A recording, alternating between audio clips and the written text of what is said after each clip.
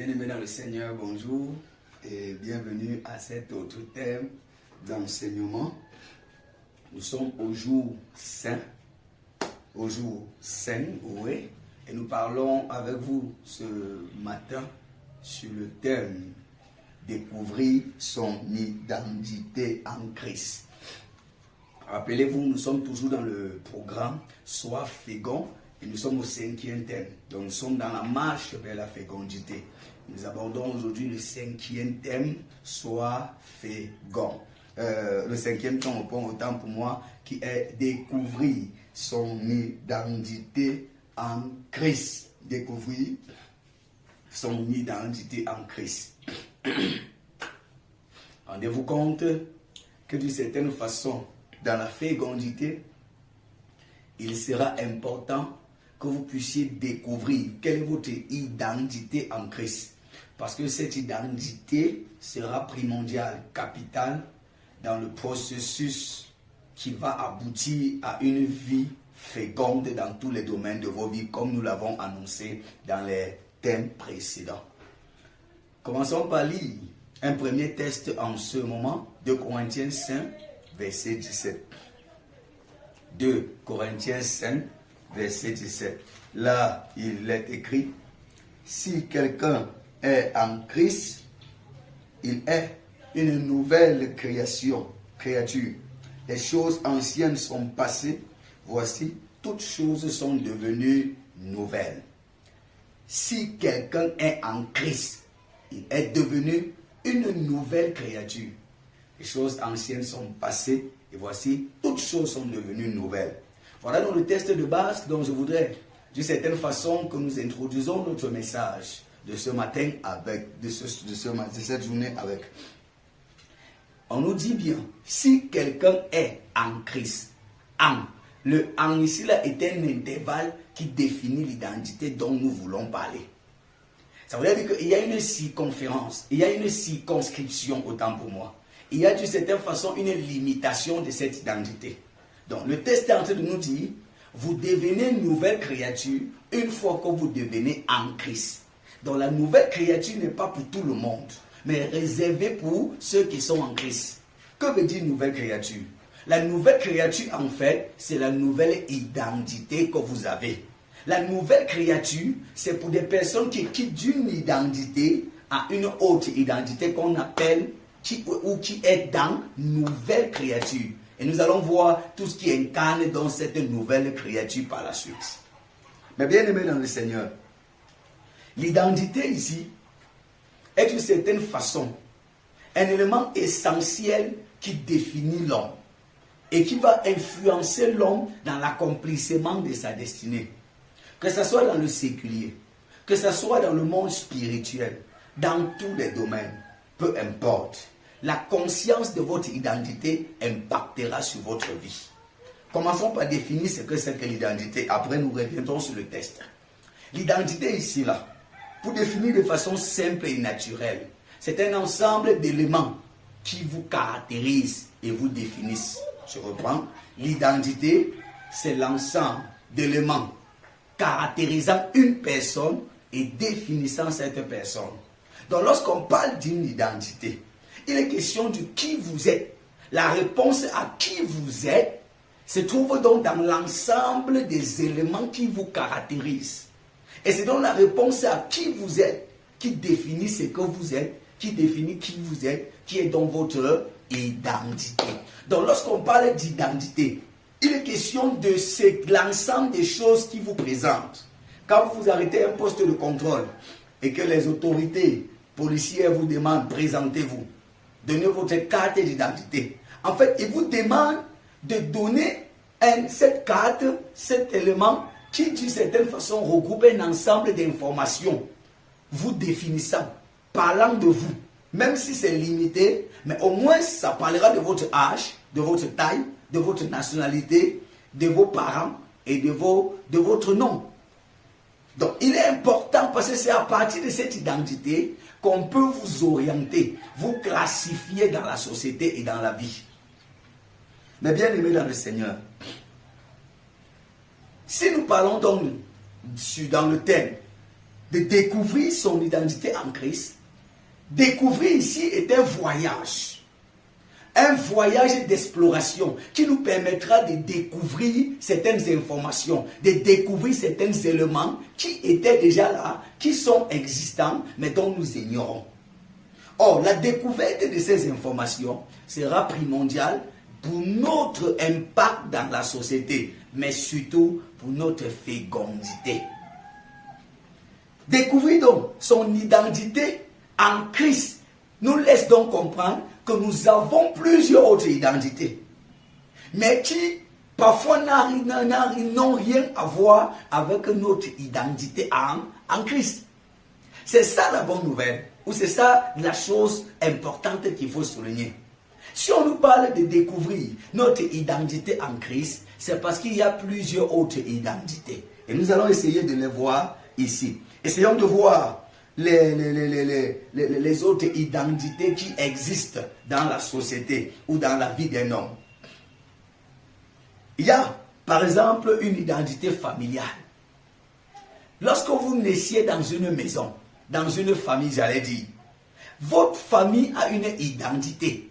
Votre famille a un ensemble de valeurs, un ensemble d'éléments qui les caractérisent. C'est pourquoi vous verrez dans d'autres familles, il y a même le nom de la famille. Donc, dès qu'on dit par exemple la famille Kadi, vous savez tous qu'on fait allusion à la famille du patriarche qui, d'une certaine façon, a investi dans la bière Kadi, Kadi de Fotio, le feu Kandi de Fotio, si je prononce bien son nom.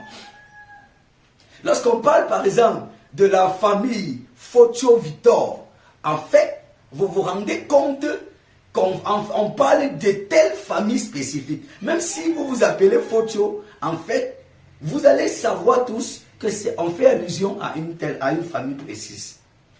Donc, il y a eu, et cette famille, que ce soit la famille Kadi ou la famille Fotio ou votre propre famille, à vous qui m'écoutez, vous avez un ensemble de choses qui vous définissent. Vous avez un ensemble de choses qui vous caractérisent et qui fait votre identité familiale. C'est pourquoi on peut dire, chez les gens là, c'est comme ça qu'ils font. Il y a également ce qu'on appelle les identités culturelles. Ça ici là, ça part au-delà de la famille et ça va dans la culture, dans la tribu. On va vous dire, les Bangantés sont comme ça et ils font comme ça. Parfois, quand vous voyez un Banganté, vous n'avez pas besoin souvent de trop d'investigation pour vous en rendre compte.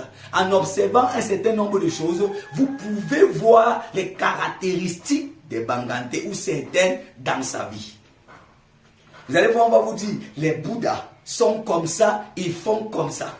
On va vous dire, les Baham sont comme ça et ils font comme ça.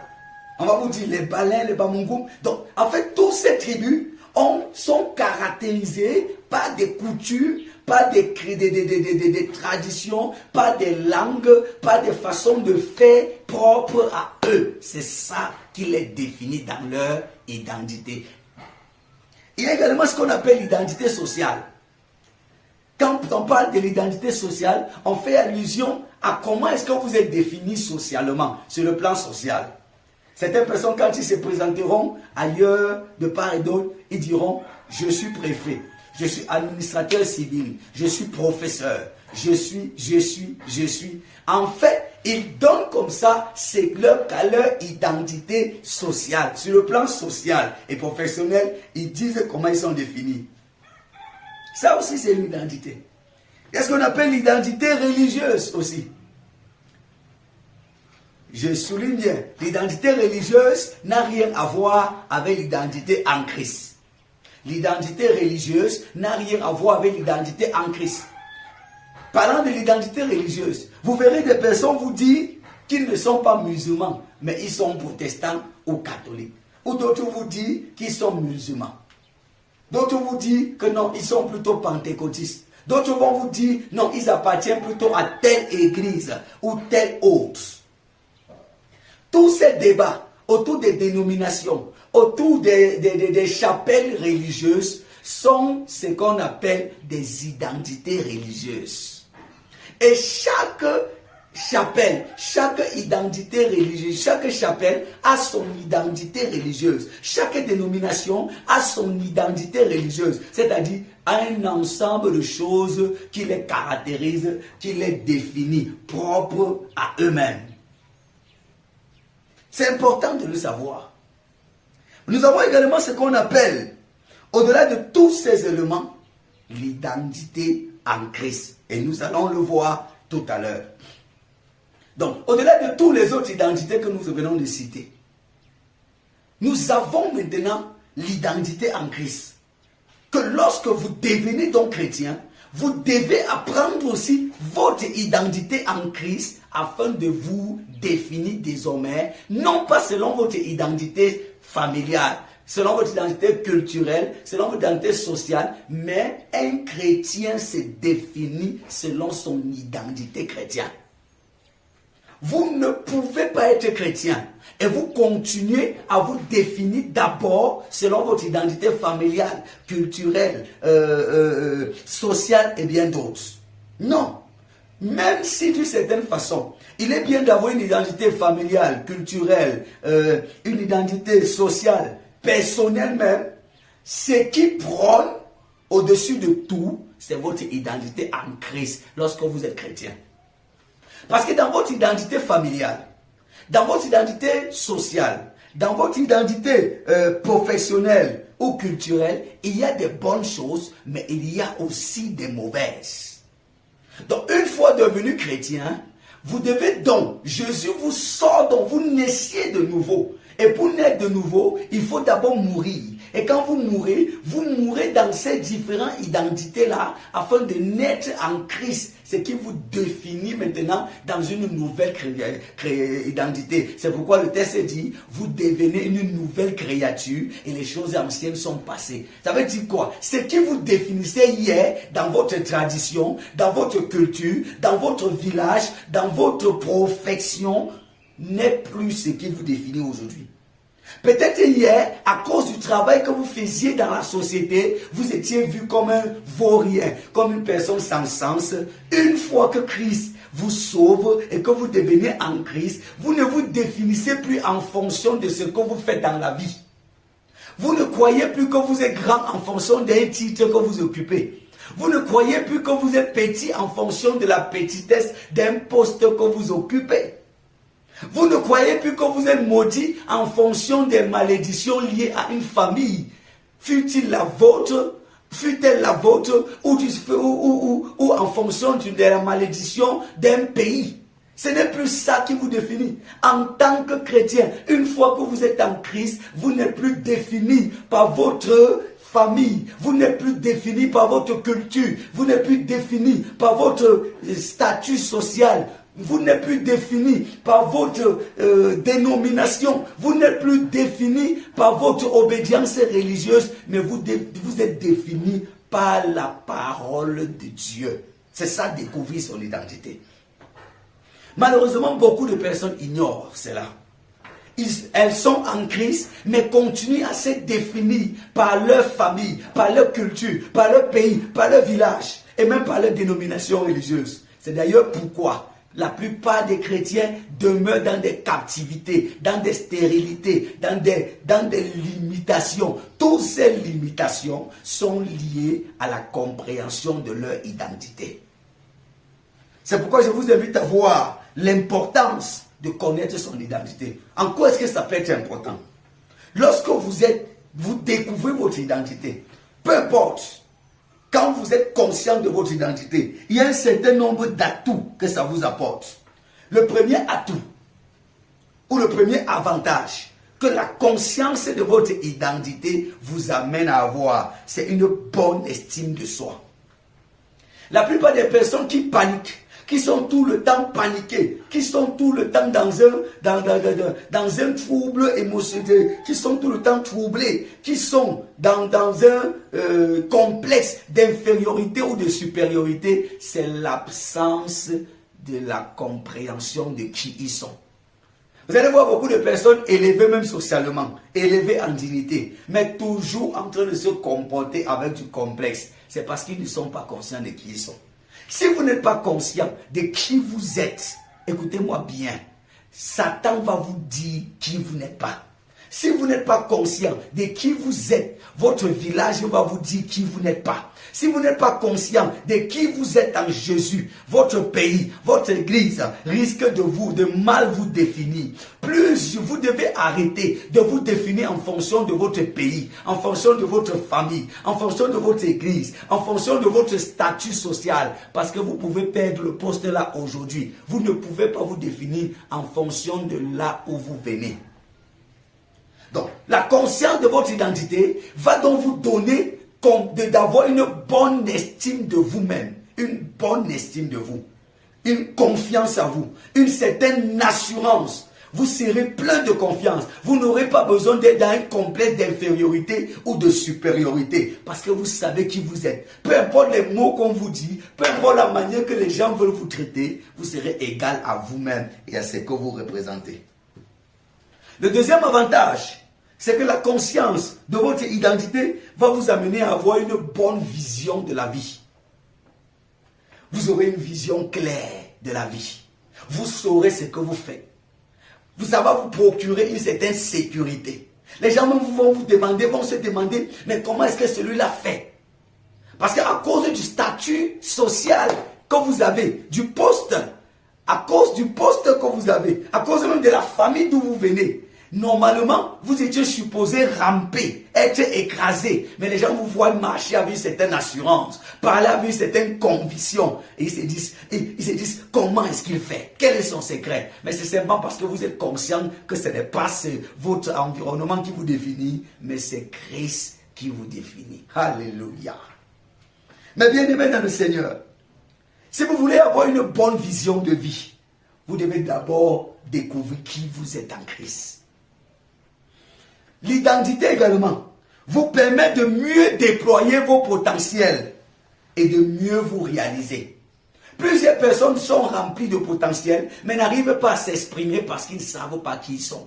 Ils ne savent pas, ils se demandent si ça leur revient de droit de dire cela. Ils se demandent si c'est de leur droit de parler. Ils se demandent s'ils ont le droit de faire ce qu'ils ont à faire.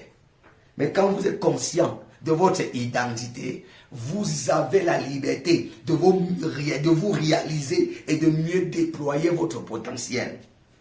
L'identité également va permettre que vous ayez une stabilité émotionnelle et une stabilité dans les relations. Beaucoup de gens ont tout le temps des troubles émotionnels, des paniques, sont tout le temps perturbés, troublés émotionnellement, simplement parce qu'ils ne sont pas conscients de leur identité. C'est pourquoi ils sont tout le temps sensibles aux mots et aux paroles que les uns et les autres leur lancent. Si vous savez qui vous êtes, si quelqu'un vous lance une parole telle que vous êtes qu'un vaurien, ça ne vous fera absolument rien. Mais si vous n'êtes pas conscient de qui vous êtes, une simple parole peut troubler tellement vos émotions. Parlant de la stabilité relationnelle, même pour bâtir les relations, il faut que vous soyez conscient de qui vous êtes. Sinon, vous allez toujours croire que vous ne méritez pas marcher avec les tels et que votre niveau est ailleurs. Vous allez toujours croire que votre place n'est pas là-bas, que ce n'est pas votre chaise là-bas. Alors que normalement, vous pouvez vous asseoir aussi là-bas. Mais bien aimé dans le Seigneur, qu'est-ce qu'on a donc envie de dire? Qu'en réalité, vous êtes en Christ désormais. Et si vous êtes en Christ, vous n'êtes pas défini par autre chose que par la parole de Dieu. Vous n'êtes pas défini par autre chose que par la parole de Dieu. Ce qui vous définit, c'est Christ et Christ seul. Ce qui vous définit, votre miroir, c'est la parole de Dieu. Ce n'est même pas vos parents, ce n'est même pas vos amis. Ce que vous devez regarder pour savoir qui vous êtes, c'est la parole de Dieu. C'est en lisant la parole que vous allez définir les dérivés de nouvelles créatures. Quand la Bible dit, ceux qui sont en Christ sont devenus une nouvelle création. Une nouvelle création. Qu'est-ce qu'ils mettent dedans dans nouvelle création? C'est dans la parole. Et je tiens à vous dire, vous êtes nés de Dieu. Vous ne pouvez pas être chrétien sans être né de Dieu. Je voulais lire un passage seulement avec vous pour vous montrer une seule dérivée de nouvelle création pour que nous puissions nous rendre compte. Le psaume 82. Psaume 82. Psaume 82. À partir du verset 6. Écoutez, là il est écrit. J'avais dit, vous êtes des dieux. Vous êtes tous les fils du Très-Haut. Cependant, vous mourrez comme des hommes. Vous tombez comme des princes quelconques. J'avais dit, vous êtes des dieux. Quelle est votre identité en Christ? Ça là, c'est ce cantique, ce psaume d'Asaph, où Dieu est en train de s'exprimer à son peuple, à des personnes qui sont descendues de lui. Ils n'étaient même pas encore nés de nouveau. Ces personnes, c'est comme toi et moi. Ils n'étaient pas encore nés de nouveau. Mais Dieu leur dit, j'avais dit au passé, vous êtes des dieux. Il ne dit pas que vous êtes Dieu. Il dit, vous êtes des dieux. En fait, vous êtes descendus de Dieu. Vous avez la même matière que Dieu. Vous êtes faits à l'image et à la ressemblance de Dieu. C'est ce qui nous caractérise en tant que chrétiens. Que votre situation actuelle, que les mauvais événements par lesquels vous passez, que les mauvaises saisons par lesquelles vous passez, que la mauvaise condition dans laquelle vous vous trouvez maintenant ne vous donne pas de croire que votre vie est maudite. Ne vous donne pas de croire que vous êtes fini. Ce qui doit vous définir, c'est ce que Dieu dit et non ce que les situations disent. Il dit, j'avais dit, vous êtes des dieux, des fils du Très-Haut. Mais il dit, cependant, vous mourrez comme des simples hommes. Ça veut dire que dans la pensée de Dieu, il ne nous voit pas comme des simples hommes. Il ne nous voit pas comme des humains naturels. Il n'est pas normal que des choses naturelles qui arrivent à tout le monde nous arrivent aussi. Pour Dieu et dans sa pensée, il n'est pas prévu que ce qui arrive à tout le monde, que toute forme de stérilité qui frappe tout le monde puisse aussi te frapper. C'est pourquoi il dit, lève-toi, ô Dieu, juge la terre, car toutes les nations t'appartiennent. Il parle comme ça au nez de Dieu, à ceux qui sont faits à l'image et à la ressemblance de Dieu. La Bible dit, tel est le céleste, tels sont les célestes. Qui est le céleste? C'est Jésus. Qui sont les célestes? C'est les nés de nouveau. Si tu es né de nouveau, tel Jésus est, tel tu es. Et Jésus est fécond parce que lui, la graine tombée en terre, est morte et a porté beaucoup de fruits. Alors, toi aussi, tu es une graine féconde qui va porter beaucoup de fruits. Les choses qui n'ont pas arrêté Jésus n'ont pas le droit de t'arrêter. Les limitations qui n'ont pas limité Jésus n'ont pas le droit de t'arrêter. Parce que tel il est, tel tu es aussi dans ce monde. Tel le Père est, tel nous sommes. Tel est le terrestre, tels sont les terrestres. Tel est le céleste, tels sont les célestes. Nous sommes donc appelés, mais bien aimés dans le Seigneur, à pouvoir intégrer notre identité en Christ et à marcher dans cette identité. Peu importe ce que les gens peuvent te dire, peu importe ce que tu peux subir, refuse d'accepter ce que Dieu ne dit pas de toi. Shalom, que Dieu vous bénisse.